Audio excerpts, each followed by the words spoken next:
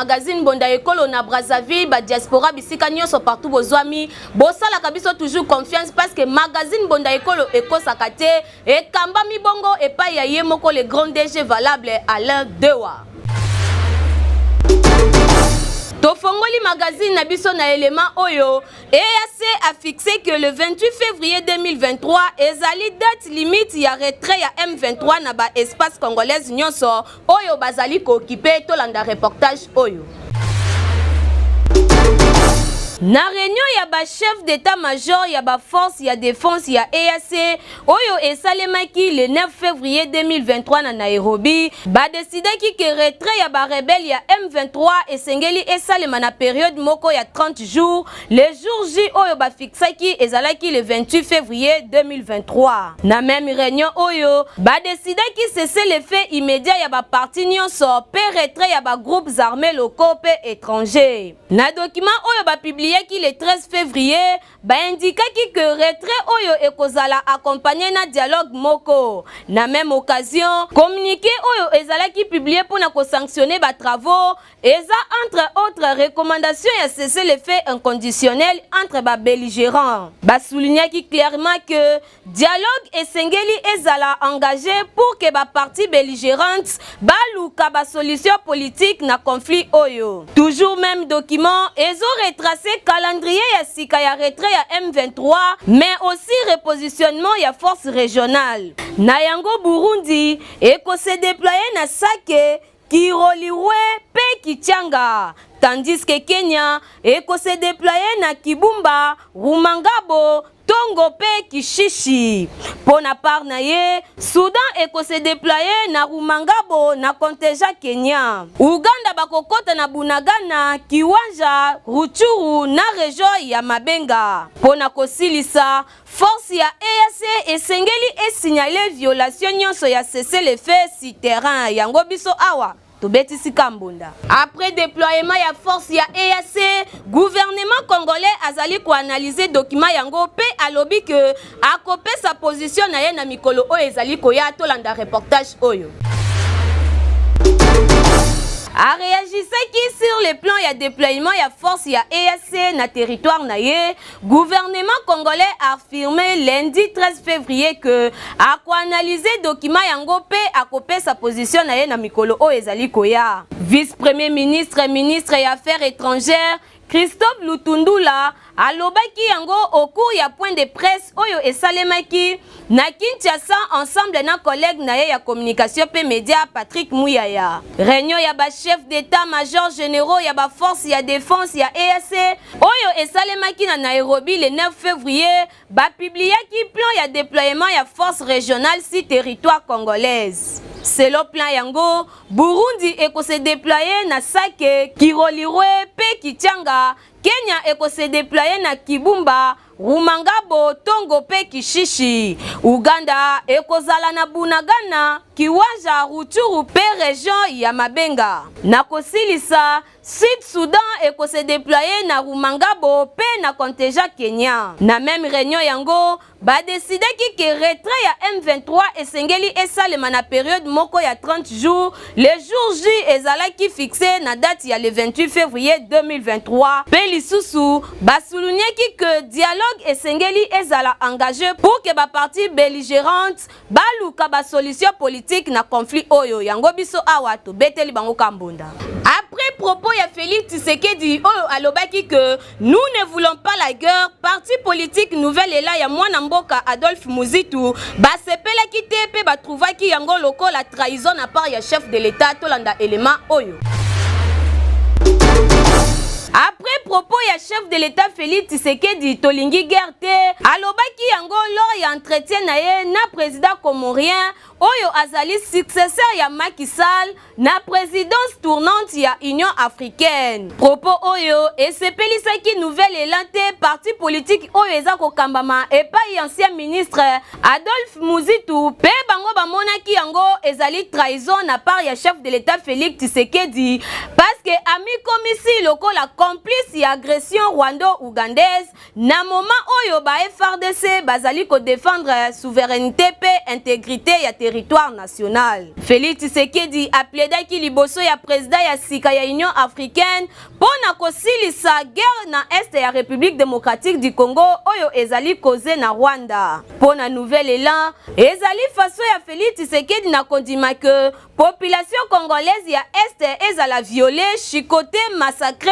pe dépouillé na mabele na bango moko. D'après porte-parole ya nouvel élan Alain Moukoulou-Bundu atalisaki ke 5e président congolais aza na première bourde na yete pe ba condamné ba propos wana nyonso oyo ye alobaki. D'après bango, armée pe peuple congolais azo faire face na agression ya ba armée rwandaise, ougandaise pe burundaise depuis plusieurs décennies pe guerre ya ko occasionné ba millions ya ba déplacés pe ba décès. Babakisaki lisusu que esengeli toyeba eza ata na militaire congolais mokote na Rwanda, na Uganda pe na Burundi lolenge toza komona bango na armée congolaise. Parti politique Nouvel Élan asengaki na peuple congolais a se mobiliser pour na kozwa départ ya force régionale pe ko sanctionner sévèrement régime Tshisekedi lors ya ba prochaines échéances électorales oyo eza prévu na décembre 2023. Pe bango ba encourager population ya Est bazala toujours vigilante pe ba résister contre ba agresseur na ba complice congolais na bango. Yango biso awa to beteli bango kambonda. Chef de l'État Félix Antoine Tshisekedi a bengisaki conseil des ministres mokolo ya vendredi 10 février pour na ko renforcer contrôle et assurance obligatoire na République démocratique du Congo. Tolanda reportage ya Ledewa. Chef de l'État Félix Tshisekedi a bengisaki conseil ya ba ministre mokolo ya vendredi 10 février pour na renforcement ya contrôle et assurance obligatoire na République démocratique du Congo. Na occasion yango, Félix Tshisekedi a chargé ki ministre ya finance pe autorité ya régulation na contrôle et assurance baye banako renforcer ba contrôle na niveau national. Ba ministre oyo mibale ba ko intensifier programme ya lutte contre évasion ya prime d'assurance pe ko sala rapport et pa ya chef de l'État na oyo etali comportement ya ba ministre pe sous-traitant na bango na oyo etali respect ya code ya assurance. Na même réunion, président ya République asalaki restitution ya ba participants na conférence minière ya Indaba oyo esalemaki du 6 au 9 février na Cape Town na Afrique du Sud. Félix Tshisekedi a rappelé que discours na ye na conférence yango esalemaki si potentiel minier ya RDC, position géostratégique, pays solution face na changement climatique. Forum minier ya 4 jours oyo na titre ya rappel ezalaki placé na thème oyo libéraliser futur ya investissement minier, libéraliser futur ya investissement minier na Afrique, stabilité, sécurité, paix, approvisionnement ya Afrique mobimba. Yango biso awa to beti kambonda. Avec un partenaire idéologie, parti politique biso peuple, basalaki mobangi na sortie officielle ya activité école du parti Wilfried Samba betela biso lisolo. Mokolo ya dimanche 12 février 2023, mouvement moko ya makasi esalemaki kuna na commune ya Kitambo botunanga nini parti politique biso peuple BP na Mukuse oyo ezalaka toujours pembeni ya population asalaki lancement officiel ya ba activité ya école du parti na siège national na Kinshasa. Population ya munene bautaki bipai na bipai pona ko participer na événement yango. Na ouverture ya masolo, mot de bienvenue epesamaki epai ya Christian Gimbi oyo azali président interfédéral ya parti pe elandamaki na annonce ya événement pe mot de circonstance oyo epesamaki na impact na idéologie epai ya Cédric Longomba oyo azali secrétaire général adjoint ya même parti. Cédric Longomba a présenté ki ba point essentiel ya rencontre oyo pe a expliqué moko na moko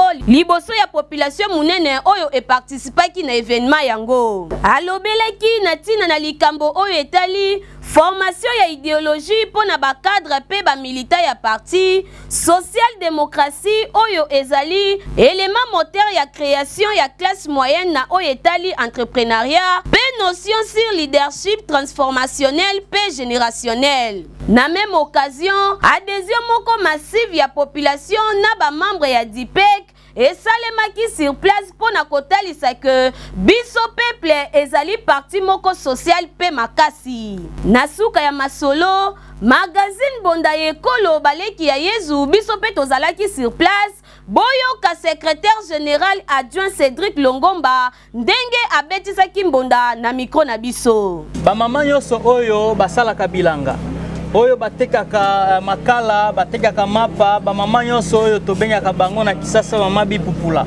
Tozali koyebisa bango boye. Oyo ezali parti na bango. Mosala na biso ezali pona kolakisa bango ete bazali ya motuya mingi pona biso pe pona ekolo. Na yango tozali kobianga bango mingi na makambo etali formation.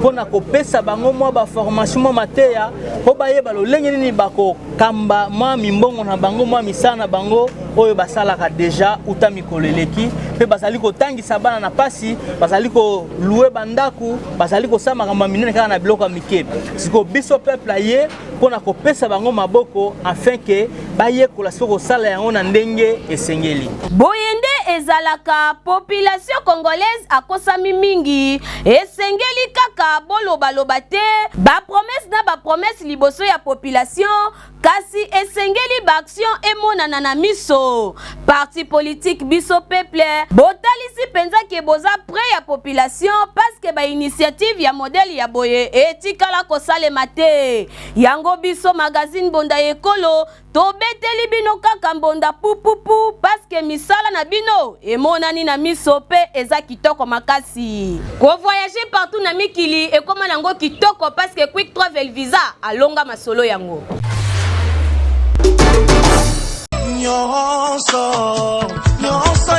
Ndeko mwasi ndeko mobali mwana Kongo onyokwami ya tro na likambo oyo etali ko voyager na mikili ya poto quick travel visa eye pona kopesa solution na ba problème na bino po boleli mingi pe bonyokwami ya tro yo mutu olingi o voyager partout na mokili mobimba yaka na lombango awa na quick travel visa oyo ezali ko fonctionner na domaine ya assistance ya visa rapide bandeko na oyo etali visa d'études visa d'affaires, visa de tourisme, visa de conférence, bourse d'études, top visa pour na baswa médicaux na yo, adresse ezaka kamoko, quick travel visa po awa. Nyonso ezo salema na PTP na vitesse moko ya kosakana te. Esuki kaka wana te, na likambo oyo etali billet d'avion, komona na yo kutu pasi te.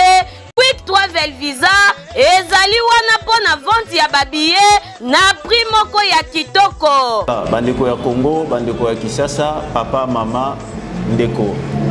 Quick travel visa, en anglais, en français, visa de voyage rapide, ayeli bino innovation, topé modernisation, modernité, nali solo etali voyage. Dans la zone de voyage, visa, billet d'avion. En tout cas, nyonso quick travel visa azako sala yango na ngonga muke passeport vous en a poso voyager au kende poto kende na 5 continents où ils habité yaka na quick travel visa dossier na yo ekozala traité na professionnalisme en tout cas tozo quoi assurer bino visa réussite ya visa à 100% parce que au toza koloba toza na connaissance certaine, avérée, une connaissance qui est d'ailleurs attestée dans ce domaine. Nous avons l'expérience, l'expertise, la connaissance elle est là. Tokocha yango na disposition na bino ya ba dossier na bino pour bozwa ba résultat escompté. Soki olingi ba rêve na yo e comme réalité, o voyager partout na mokili mobimba na ba condition moko ya kitoko, yaka awa na quick travel visa po yende azali nzambe ya masolo pe akosaka te na oyo etali ba voyage na ba visa. Na talo mukie pe na ngonga mukie ozwi visa pe billet na yo d'avion. Bokotuna nga soki bazwami wapi? Quick Travel Visa ezwami na numéro 54 boulevard Lumumba, référence arrêt Betani na agence Nécropole, premier niveau na commune ya Masina quartier sans fil. Tope benga bango na plus 243 81 93 39 saede. Na Quick Travel Visa babetela yo lisolo te, yaka omona o vivre réalité. Na Quick Travel Visa nyonso ya voyage pe ya visa ekomi pete. Société civile ya Bandundu basengi na seni deuxième prolongation ya opération ya identification ya enrôlement ya ba électeur kuna na Bandundu tolanda élément oyo.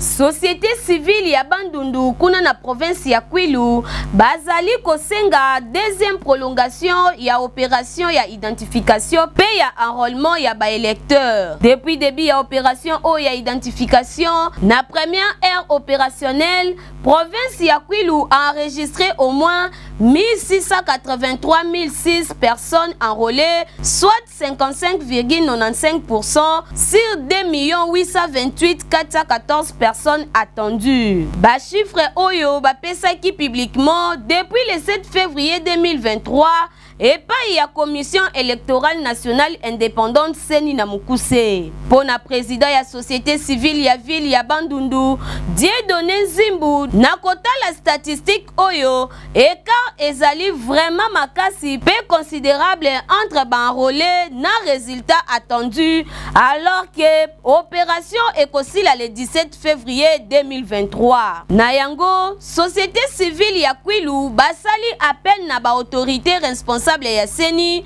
baye banakota la lolenge nini bako compléter 45% oyo etikali parce que pour na ko enrôler 55% Seni azwaki un mois na 2 semaines et pour na 45% oyo etikali d'après Dieudonné ezape possible ya kobakisa un mois pour que baye bako atteindre nombre oyo esengeli yango biso awa tobeti kambunda. Jacob Mwambanzete Yambila président ya base Kingabwa asengi na bana Kingabwa pe na bakinoa nyonso bokende ko s'enrôler massivement à l'aide wa betela biso lisolo.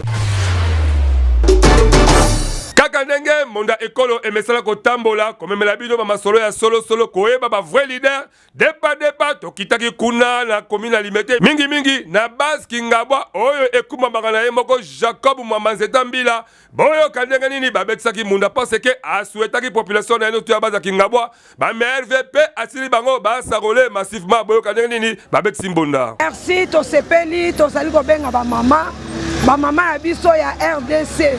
Tozali ko benga bino boya pongo na biso ekoki tozali ko zela susu te tozo ko linga to sala vote biso te tozo sala tozo swa mikana biso mutu nyonso aya ko zwa carte na ye tozo kende ko zwa carte na biso po mutu nyonso tout il faut s'enrôler mutu moko te azanga. Bonjour bana limité bana Kingabwa étant jeune comme moi na un message mo ya relancer na population nyonso pe ba jeune ya Kingabwa tous s'enrôler massivement pour l'élection en 2023. Ils ont des voix civiques, étant jeunes aussi, nous aussi jeunes tout, tous s'enrôler pour voter, pour continuer pour aider la population à biso, biso jeunes. Tata, maman, il y a base ya Kingabwa. Ngai en tant que papa, le colabino, na sengi na bino été, tous ont des devoirs civiques, na biso les alliés étaient tous à carte, tous à l'enrôler. Et si les bandits déjà, si nous sommes à Kingabwa Bozali, s'enrôler, doit carte, yangonde des devoirs civiques na biso, yango ko sale ete bana ya base, et belé, bami mon ça peut pas bima, na mibu ezali koya. Tozali kaka base pour na kobongisa Kingabwa sengeli biso moko na bana Kingabwa tozali belé na ba carte to voter belé bana Kingabwa ba koma mitu esika mitu ezalaka mpo ete biso siko koto sa nini to bonga na sengi na moko na ba parents ba tata ba mama ya base Kingabwa bana Kingabwa mobimba bo s'enrôler. Comme message journaliste ezali ngai papa Mwambanzete Yambila na eloko ya liboso na tomboli bana Kingabwa bana limete mobimba meilleur vœu pe mobuma na bango nyonso ete mbolo to bani mbula 2023 ezala mbuli moko prospérité mbona moko ya malamu yana souhaite bango meilleure vie ya Niasika. Message ya mibele zelete na sangi na bana limité bana Kingabo en général ba sarole belé pour tous ba député belé tous ba belé pour ko tomba mboko yango na besoin merci na base oy ba yaki awa na besoin merci na batonyo ba sarole ola ngai moko merci beaucoup mes journalistes totondi obotoni pour le journal lelo. Jacob Mwambanzete Mbila mbunda na yo eyokani bana Kingabo balobi iyo Bakausarole massivement pour yangone ezali devant civique P.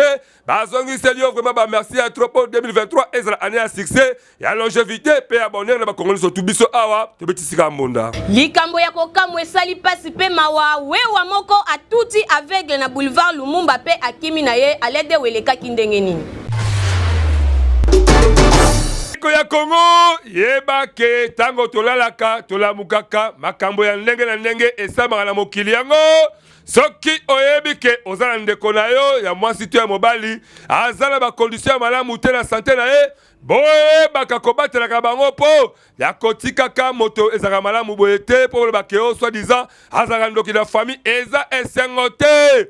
Tala mama obozali komona ndeko tuna ngai nini tozali awa na boulevard Lumumba mingi na changu mama oyo soi-disant azaka aveugle atambolaka na ye kaka nzinga ya ba boulevard mais mokola lelo esali ke point esala na vie na ye batutaki na ba 4 c'est alors information o ba reporter monda ekolo basoki na terebe kanenge ni batokaka bango moko babetaki mbonda mama oyo déjà je pense que ça des reprises na la monier awa azotambola kaka na katikati ya chaussée ezalaki na ba police ya société oyo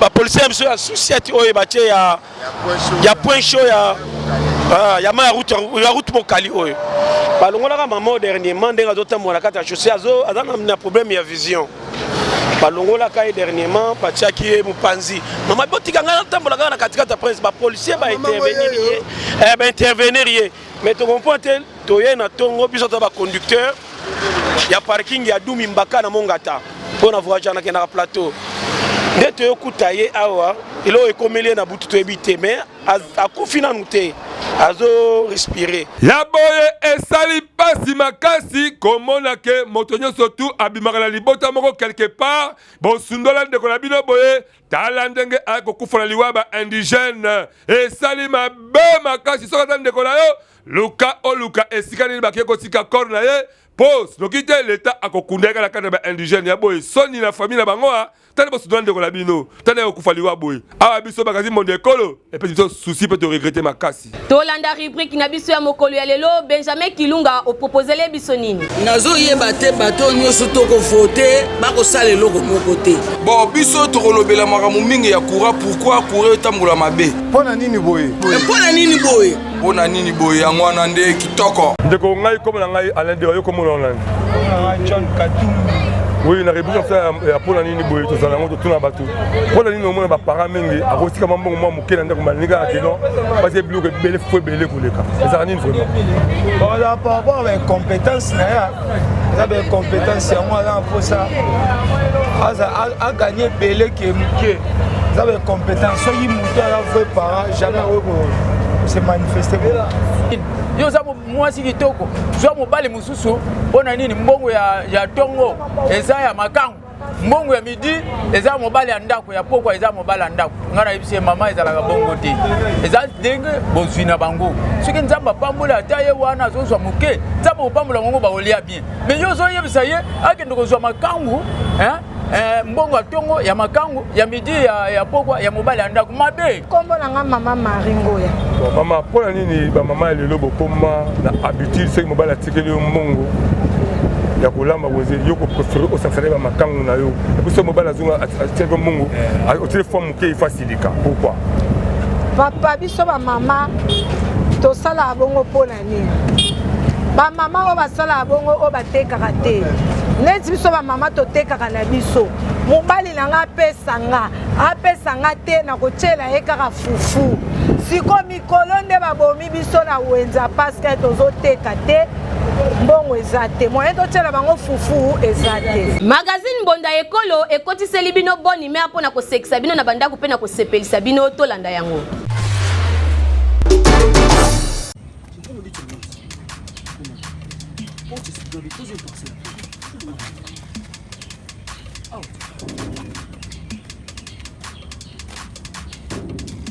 Dis-moi laquelle sur les boutons depuis de l'eau de porte. C'est là, les images, jamais troisième parcelle. Troisième parcelle. Bonjour.